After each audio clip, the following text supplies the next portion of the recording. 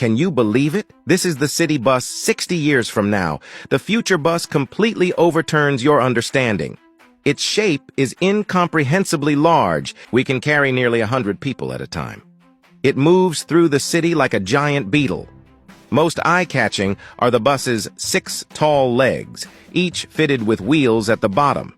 Normally, it towers over other vehicles, and you needn't worry even in serious traffic jams.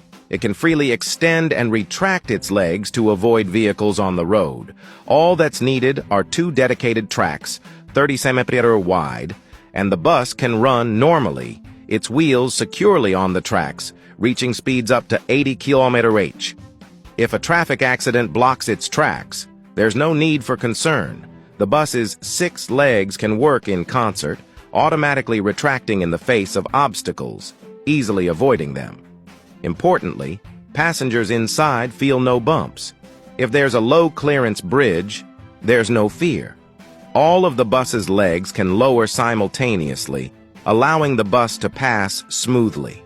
When the bus needs to travel long distances in remote areas, it shifts to a single row of wheels in the center, significantly reducing track construction costs. Only 1 track is needed. Upon reaching a station, if passengers need to transfer, it's simple.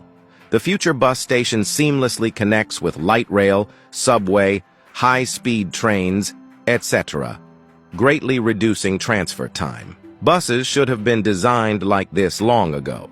After all, traffic congestion in urban areas is severe, especially for large-bodied buses. If they share the road with small cars during rush hour, it'll exacerbate traffic jams. But with this bus design, small cars run below, buses soar above, without interference, greatly improving travel efficiency for passengers. Do you think such abuse is safe?